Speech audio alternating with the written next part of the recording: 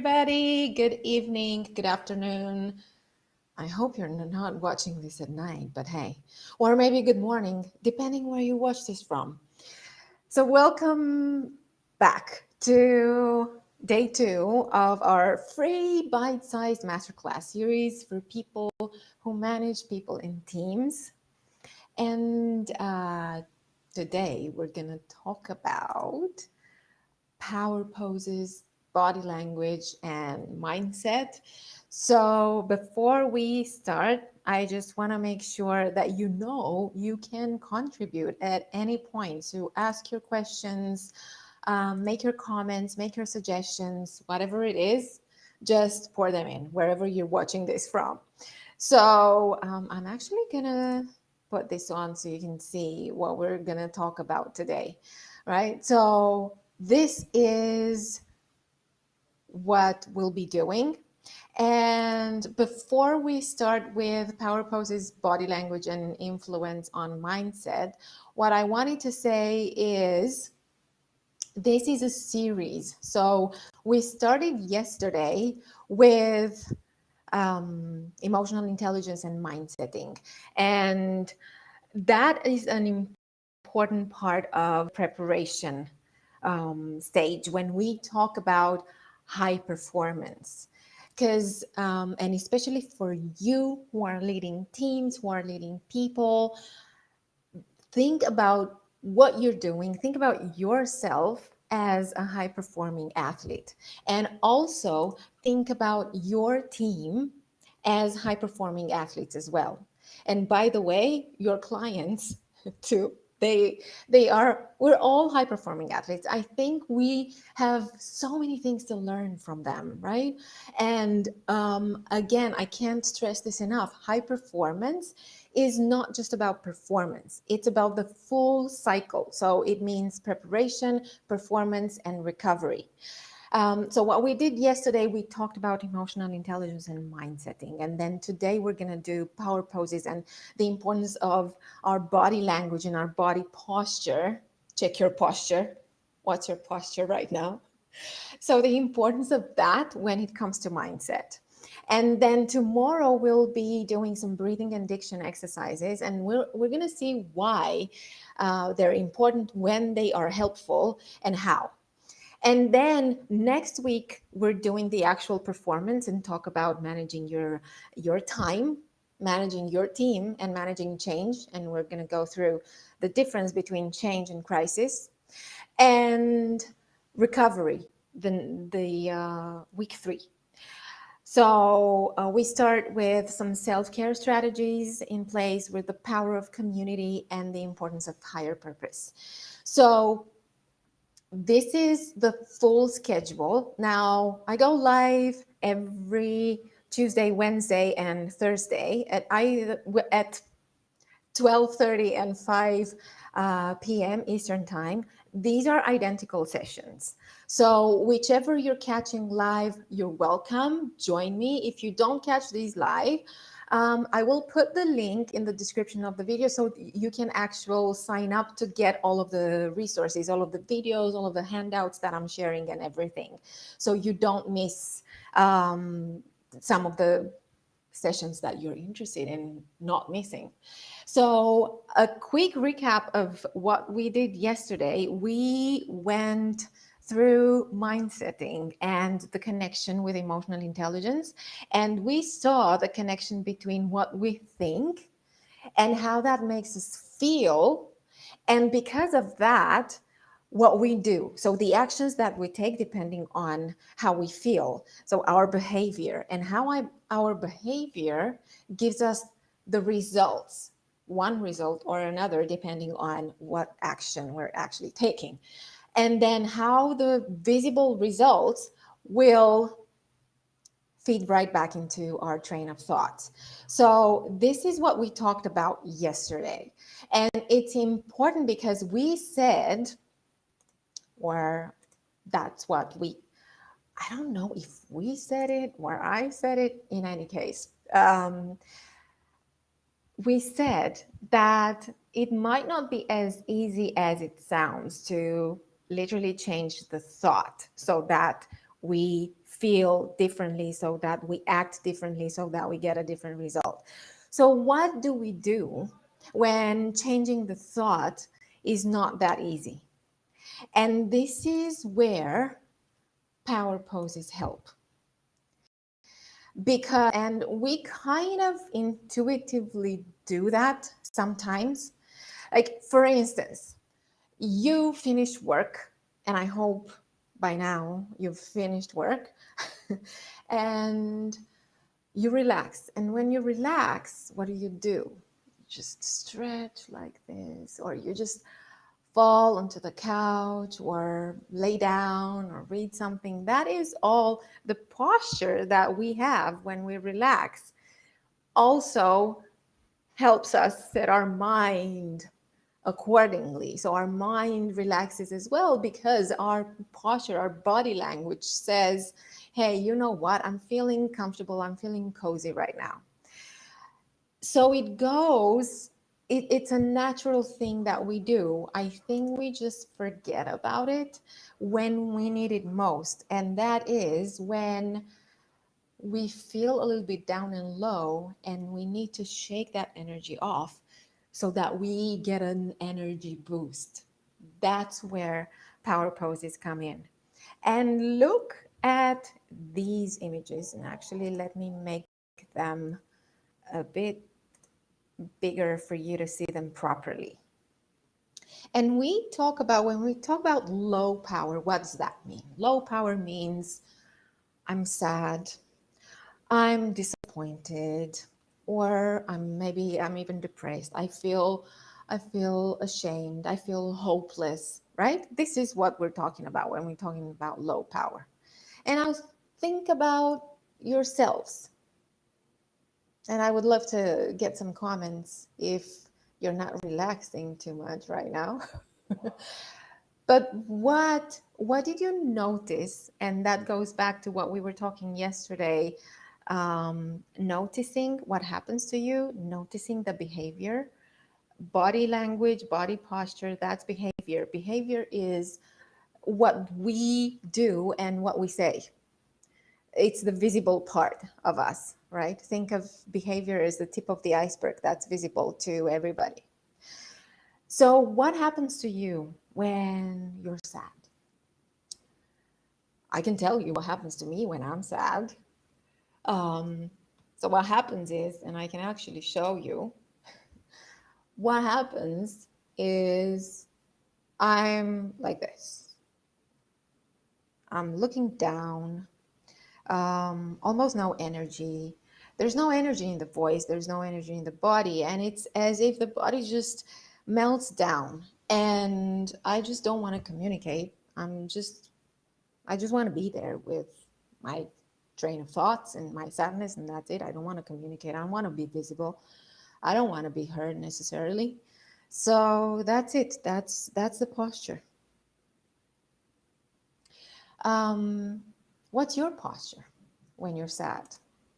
Or let's look at these images, courtesy of Amy Cuddy, Harvard University. They did a study on what happens to people if they split them into two groups, and they practiced first low power poses and then high power poses, and then looked at what happened when they were participating in an interview afterwards, after practicing low power poses and then after practicing high power poses.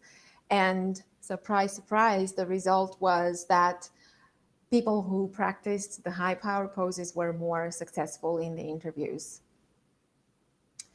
So looking at these pictures, what do you see? You see people who are either defensive or embarrassed.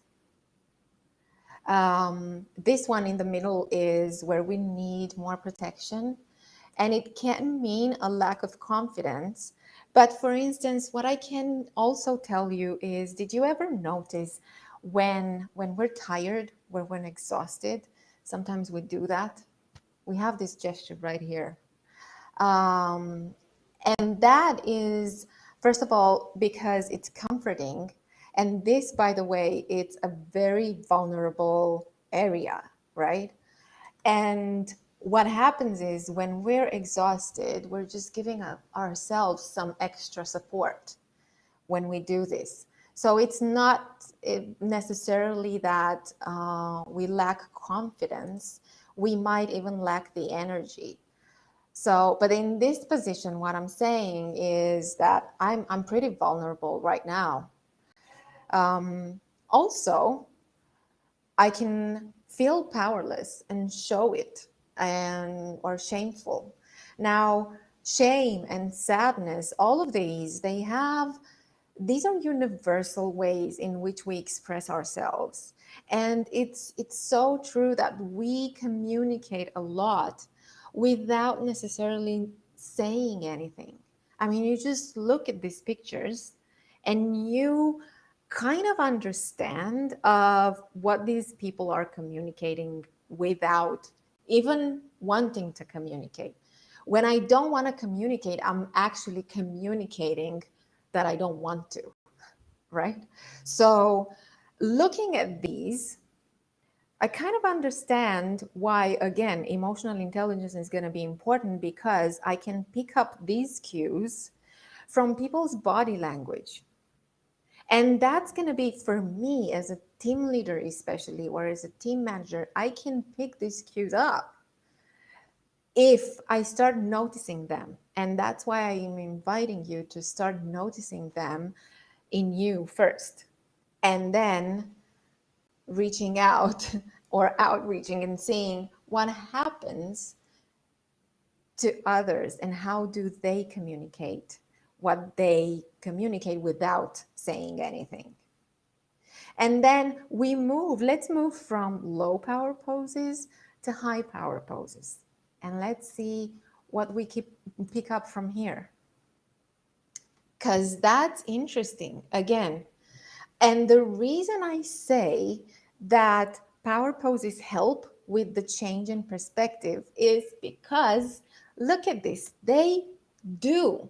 So I'm going to put this light on for a bit. And you see these people, they look down and they melt in the floor.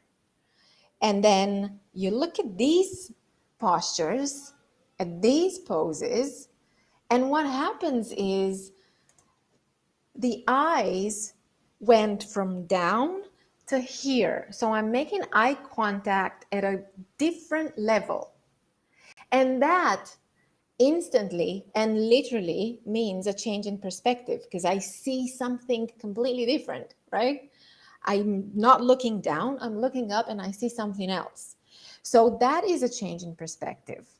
And it also helps in actually giving you a different kind of energy. I mean, these guys to the left, they're relaxed and confident. And you know what? Sometimes I get comments like, and you can comment on these, by the way. I get comments like, oh, yeah, but maybe they're a little bit too relaxed or maybe overly confident. But let me tell you, especially for this posture. Okay, let's do it like this. So for this one, it's like, yeah, it's a little bit overly confident. Well, think about what happens to you when you are imagining things. And I've seen people, not everybody, but I've seen people do this and say something like, oh, I was just thinking, what if we do this? Or I just have an idea. What if we do this? And why that happens is because we do get a lot of great ideas when we're relaxed, when we stop thinking about what we are supposed to be thinking. And that's when the big idea comes. So sometimes that happens. Also, in the middle, you get the Wonder Woman power pose or the superhero power pose, right? And why that's powerful is because it gives you more balance. First of all, your feet are grounded on the floor. And then by doing this, you take more space, right? And you occupy your space. And that also gives you a sense of balance. And with balance comes that sense of confidence as well. So when I do this, I also feel more energetic. I also feel more confident. So obviously, I'm not gonna, go into a room and do something like that. No, we do that before we actually get into the room. So a little bit of a power pose, and then I get the kind of energy that I need so that I have the impact that I want, so that I have the results that I want. And that is especially useful on those days when maybe I'm not at my 100% of productivity. Maybe I feel a little bit low energy that day, but I do have important meetings to be on, and this is going to help me. And then to the right, have really strong power poses. Tell you, hey, you know what? I'm in control, I'm powerful, and you have to listen to me. And what happens with power poses, high power poses and low power poses, is you will see this dynamic between people when they speak, and especially if you look at people who are having an argument, for instance. Some of them that feel in higher power, they take space. They take their space and they make their point, right? Because this is gonna also help you make your point with more confidence. And then what happens to the other person is they start minimizing the space that they take, and they start hiding or running away because they don't want to be in that conversation, especially for people who are not so comfortable with conflict. That happens. So if you find yourself either if you find yourself taking somebody else's space when you're having a conversation, maybe you want to notice that, and you want to back off a little so you don't take their space as well, if you want to have a conversation between equals. The same way goes if you notice that in a conversation where you want to make your point, you're minimizing the space that you're taking. Ask yourself why that is first, and then do something different to change that level of energy and take your space back. Sit up straight, stand up straight, and then you can have a conversation from one equal to another. Right? This is in assertive communication. I talk about that a lot, but this is something that you can definitely do, and it might look or sound like a quick fix, but the more you do it, the more it helps you, and you become more aware of what's useful for you, what happens to you when you're in situations, again, that are difficult for you. When you are in, when you know that you're supposed to have a difficult conversation with your team, you want to make the impact and you want to have that conversation and make it run as smoothly as possible. You want to have a valuable conversation, and you cannot, if you go into that meeting feeling hopeless, feeling sad, lacking the right kind of energy that you need for that discussion. So this is what power poses are going to help you with. And because here's what happens to us in both low power and high, and then I'm going to show you the high power poses and what happens to us in these circumstances. So in low power, basically, we get that freeze or flight response, right? And we shut off. All communication systems are off. I don't want to be seen. I don't want to be heard. I don't want to communicate. I cut everything. And of course, my body posture is going to be that I'm hiding, that I don't want to be there. And for those of you who watched yesterday's masterclass, we talked about having the thought that tells me, oh, I'm going to be judged, I'm going to look ridiculous. And because of that thought, I'm going to feel afraid. And because I'm going to feel afraid, I'm not even going to want to be there in that situation. It's the same thing here. So when I'm in a low power state of mind, this is what happens to me, and my whole body language is going to say that. So what I can do with power poses, if I can't change that thought that makes me feel hopeless or sad or disappointed, then I can try to change my state of mind and my level of energy with a power pose that puts me in a different mind space, headspace, that makes me more assertive, that makes me more energetic, and that helps me with my level of confidence.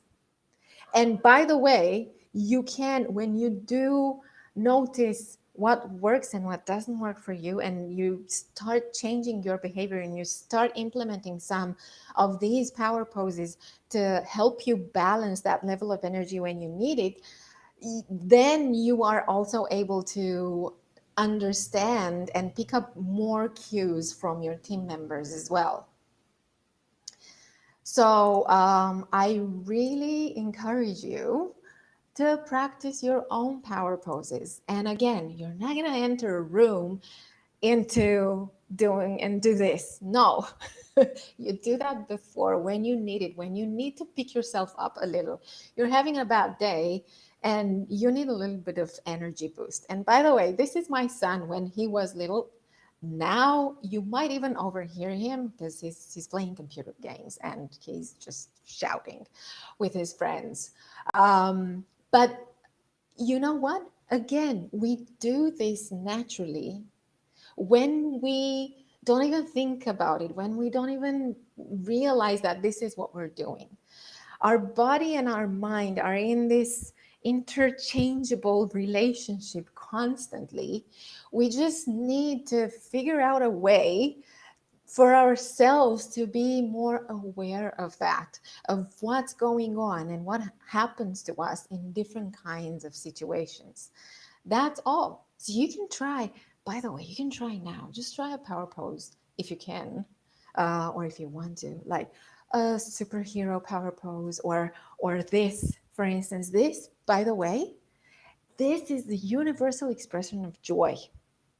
And there was another study on high performing athletes who were born blind. So they had never seen anyone doing this after they won a competition or a race.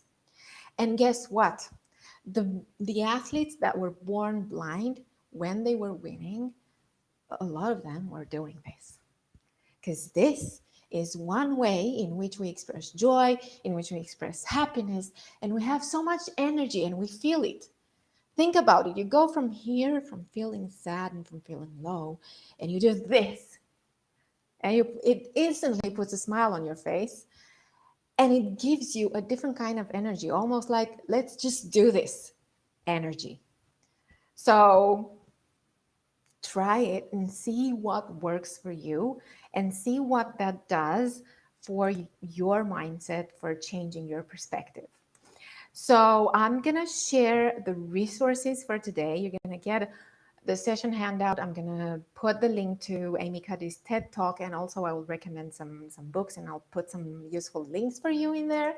And then obviously, I'm reminding you that we have the Lead for Legacy League, and that is a global online group program for management and leadership development. So if you want to hear more about it, we do online training and group coaching and brainstorming and networking, a lot of stuff that's helpful for you. So more of what we're actually doing here now. And tomorrow we are talking about breathing and diction exercises. And we're going to see why these are helpful.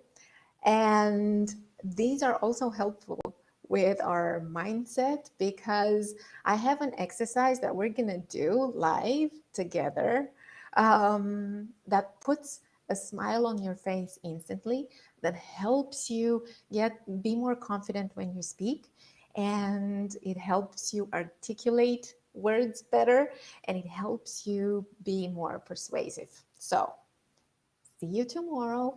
Check the link in the description to get all of the resources.